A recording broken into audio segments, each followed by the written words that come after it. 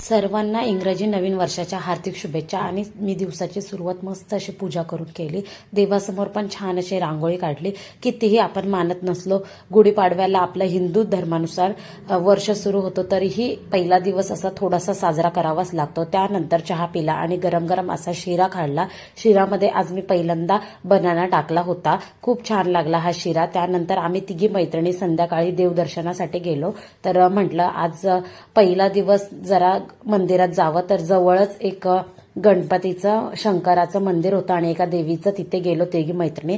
त्यानंतर रितू वगैरे मस्त एन्जॉय करत असते त्यांच्या मुलांसोबत वगैरे, माझ्या फ्रेंडच्या मुलांसोबत. त्यानंतर मग फेज 1 मध्ये आम्ही फॅमिली मिळून दर्शनाला गेलो.